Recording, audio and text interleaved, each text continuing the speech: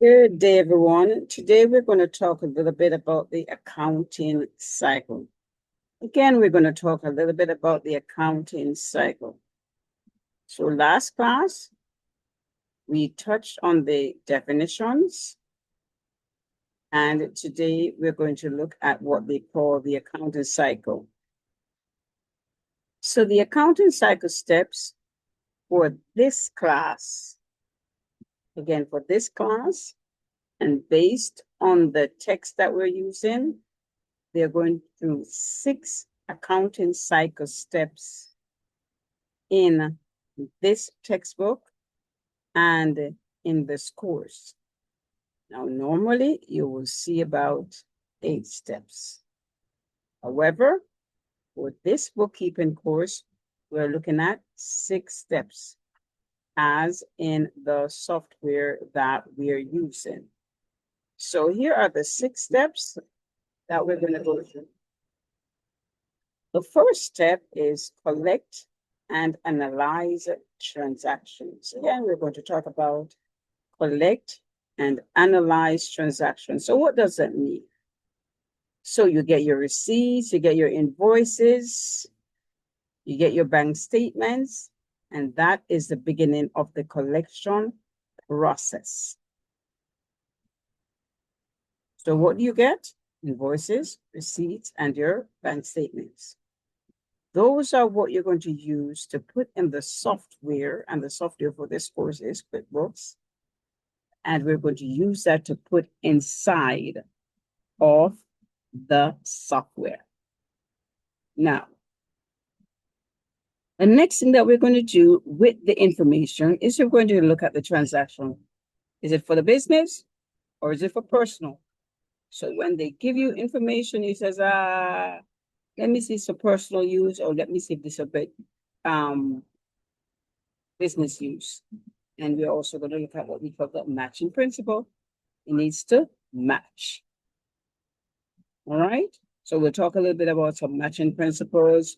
We'll talk about some conservativity principles and so forth as we go along. We also need to talk about verification and compliance, making sure the document belongs to that business. And many times you're going to be able to upload or attach the receipts that you have. One of the last things is the foundation for annual reporting. So we're going to look at annual reporting, or we're going to look at reporting in general. Some people may want to look at their books every quarter. Some people want to look at their books every 6 months. Some people want to look at their books monthly. It doesn't matter. You are looking at these transactions and you are looking at it for accurate reporting. Now, reporting and posting transactions. You are going to record and post your transaction. You're going to use some journal entries. We're going to post to some ledger. Now, we're going to post the journalizing as we're talking about. We're going to put in dates. We're going to put amounts. We're putting accounts, and we're going to put some descriptions. And what kind of system does that follow? We call that the double entry accounting system. Again, we talk about that as a double entry accounting system. So we're also going to be posting to the ledger.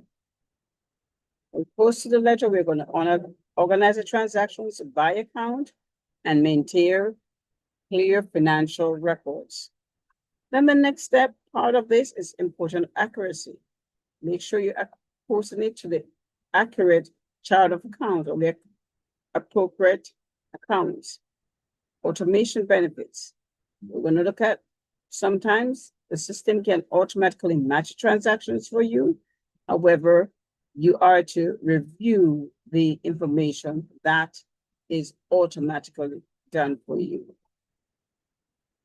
After we record and post transaction, then we would prepare what we call an unadjusted trial balance. An unadjusted trial balance is based on the initial figures that you have. But then when your CPA, again, the CPA or the accountant does what we call the adjusted trial balance. They adjust depreciation. They adjust for any other thing, and then we can prepare what we call an adjusted trial balance. And what do you depreciate? Your cars, your computers, things like that. So the adjusting entries. We're looking at adjusting entries, and we're looking at common type of adjustment, unpaid expenses, deferrals. Depreciation is common. And depreciation could be straight line method, or it could be another method that you use, right? And also unbilled revenue recognition. That is for the adjusting entries. So we're looking at why do we adjust these entries? So we adjust it to reflect the accurate revenues and expenses for that period. Right? Now, and we look at adjusting entries because of their impact on the financial reporting. Sometimes you need to use it for IRS, you need to use it for government, you need to use it for decision making, and these are why you have adjusting entries. So they're going to change. And the bookkeeper doesn't do the adjusting entry. Who does it? The CPA or the accountant. They do that, and then they can refer the information back in to the software. Now, when the adjusted trial balance is done, it reflects all the entries and ensures accuracy for the financial preparation. So that is the purpose of the adjusted trial balance. It confirms that the books are balanced and adjustments are made. Also, when you have the adjusted trial balance, it's a foundation for what? Your financial statement. In QuickBooks, you will hear about your income statement or you'll hear about your profit and loss. It doesn't matter which one. Those are the statements that you would need for your year end. So let's go ahead. Current financial statements. What are the 4 financial statements? The income statement, the balance sheet, the cash flow, and the owner's equity statement. And these are going to show some documents that you need to commonly review. So again, these are your 4 financial statements. When you go into your software, you'll realize that they offer various things, and these are the ones that you would need to prepare. So we went through all 6 steps. So for the purposes of your test, you need to know all the steps in this. So what's the first one? Collect and analyze. That's the first step. What is the second step? Record and post. That's the second step. What's the third step? Prepare an unadjusted trial balance. What's the next step? Prepare adjusting entries. After you prepare the adjusting entries, what do you need to do? You need to prepare the adjusted trial balance.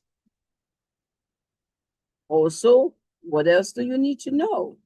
You need to know that you prepare your financial statements as the final step. So, you need to know this for your test. Also, as you work through your transactions, we know that we collect the bank statements, we collect some documents at the beginning. That's the first step. You collect your invoices, you collect your receipts. That's part of your first step. What is part of your second step? Where you record your entries. So sometimes your questions are going to be, okay, list steps. Second question may be, now that I've given you a transaction, what part of the step does it go in the first step, the second step, the third step, the fourth step, the fifth step, sixth step? Everybody understands that? So those are some of the things that you're going to see as we go through the course. Again, as we go through the course, I want you to make sure you know the 6 steps and where each transaction falls. So if you purchase something, is that first step? if you pay for something, is that a step and where does it belong? Everybody got that? So we're gonna stop this for the spinning.